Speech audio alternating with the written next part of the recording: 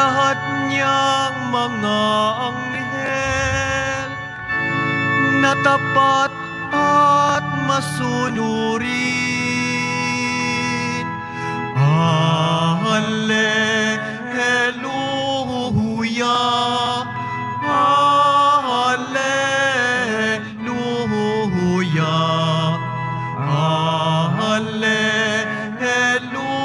Alleluia,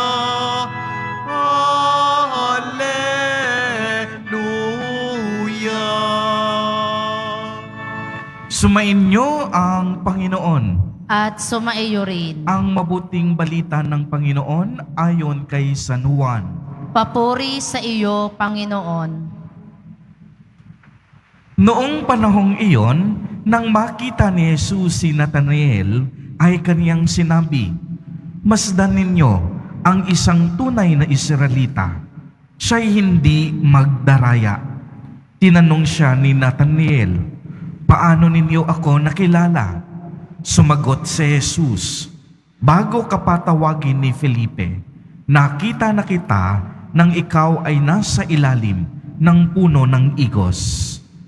"Rabay, kayo po ang anak ng Diyos. Kayo ang hari ng Israel," wika ni Natanael. Sinabi ni Jesus, "Nanampalataya ka ba dahil sa sinabi ko sa iyong nakita sa ilalim ng puno ng igos? Makakakita ka ng mga bagay na higit kaysa rito." At sinabi niya sa lahat, "Tandaan ninyo, makikita ninyong bukas ang langit at ang mga anghel ng Diyos ay manhik manaog sa kinaroroonan ng anak ng tao." Ang mabuting balita ng Panginoon. Pinupuri ka namin, Panginoong Heso Kristo. Magsiupo ang lahat. Magandang umaga po sa inyong lahat, mga kapatid kay Kristo. Sa lahat po ng ating mga taga-subaybay sa iba't ibang online platforms at sa lahat ng ating mga kadiboto sa iba't ibang panig ng Pilipinas at maging sa buong mundo kung saan tayo ay naaabot ngayon ng ating live streaming. Mapayapang umaga din po sa inyong lahat. Purihin at dakilain natin ang ating Panginoon, ang mahal na poong Jesus Nazareno. Mga kapatid kay Kristo at mga kadiboto, malugod po namin kayong tinatanggap sa Basilica Minor at Pambansang Dambana ni Jesus Nazareno. Ngayong araw na ito ay atin pong ipinagdiriwang ang kapistahan ni na San Miguel, San Rafael at San Gabriel, mga arkanghel. Ang salitang anghel po ay nagmula sa salitang Griego na angelos na nangangahulugang mensahero o tagapagbalita. Ang mga anghel po ang tagapaghatid ng mabuting balita ng Panginoon sa mga tao. Kaya naman, ang mga anghel ang naglalapit sa pagitan ng langit at ng lupa. Ibig sabihin po nito, ang mga anghel ay ang siyang tumutulong upang masigit nating makilala ang ating Nuestro Padre, Jesus Nazareno, bilang anak ng Diyos, bilang Panginoon, at bilang tagapagligtas ng sanlibutan. Kaya nga po ating maitatanong, paano natin malalaman sa ating mga sarili na may katiyakan na si Jesus ay tunay na anak ng Diyos at tagapagligtas ng mundo? Sa atin pong ebanghelyo, narinig natin si Felipe, isa sa mga naging bagong alagad ni Kristo, ay una nang nabigong kumbinsihin ang kanyang kaibigan na si Natanael na manampalataya kay Kristo Jesus. Subalit pagmasdan po ninyo ito, nang mangusap, nang magsalita si Jesus Nazareno, nabago ang kanyang mundo, nagbago ang kanyang buhay. Masyado kasing nag-aalinlangan si Nathaniel. Hindi niya gusto ang bayang Nazareth at ayaw niyang makipag-ugnayan sa mga taong galing sa bayan na iyon. Para sa kanya, paano magmumula ang isang Mesiyas sa isang mahirap at hindi kilalang bayan? Marahil, katulad tayong lahat ni Nathaniel, minamaliit natin minsan ang kakayahan at katayuan ng ating kapwa. Kaya naman, agad-agad niyang hinusgahan ang ating Panginoong Hesukristo. Kaya nga sa halip makipagtalo, ano ang ginawa ni Felipe?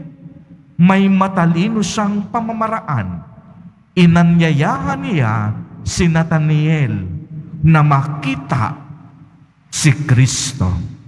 At sa puntong iyon, sa kanilang engkwentro, nagbago ang buhay ni Nathaniel. Pumunta at natitigan niya ang kabanalan at kadakilaan ni Jesus Nazareno. At ano pa ang nangyari? Natagpuan ni Nathaniel si Jesucristo bilang kanyang Panginoon at tagapagligtas. Nagsalita si Jesus kay Nathaniel at nag-alab sa kaniyang puso ang pagkamangha dahil sa kadakilaan ng Panginoon. Dahil si Jesus higit na nakakaalam ng ating puso kaysa kilala natin ang ating mga sariling puso at buhay. Wala tayong maitatago sa ating Diyos. Alam niyang lahat ang laman ng ating isip at kalooban. At dahil po diyan, lagi niya tayong sinasamahan sa bawat hapdi at kirot ng ating pusong sugatan. Mga kapatid kay Kristo at mga kadiboto, kagaya ng karanasan ni Nathaniel, inihahayag ni Jesus Nazareno ang kaniyang sarili sa atin. Uulitin ko po, inihahayag ni Jesus Nazareno ang kaniyang sarili sa atin. Ipinakikilala ni Jesus ang kaniyang sarili sa bawat pagkakataon, sa bawat pangyayari ng ating buhay, sa mga taong nakakasalimuhan natin, sa mga kaganapan ng ating buhay. Makikilala natin ang bawat pagkilos at pagkalinga ni Jesus Nazareno, sapagkat itinatanim ni Jesus sa bawat puso ng taong sumasampalataya ang pananabik at pagnanais na makilala natin siya bilang ating Panginoon at tagapagligtas. Kung maaalala po ninyo, si San Agustin ng Hippo, natagpuan niya ang Diyos pagkatapos ng maraming taon ng kawalan ng pananampalataya at ng pamumuhay sa kadiliman. At ano po yung kaniyang sinabi?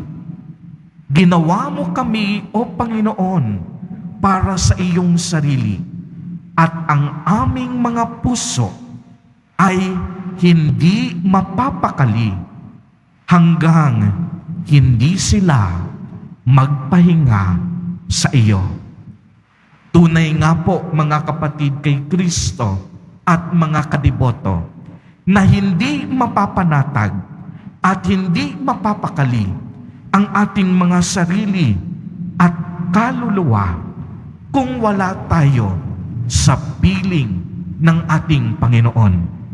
Uulitin ko po sapagkat napakahalaga po nito.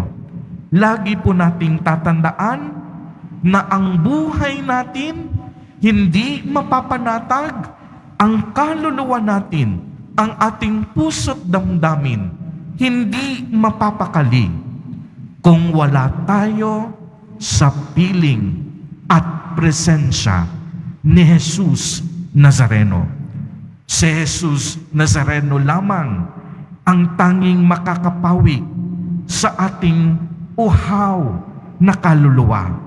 Siya lamang ang makakahilom sa bawat sakit at karamdaman na mayroon tayo.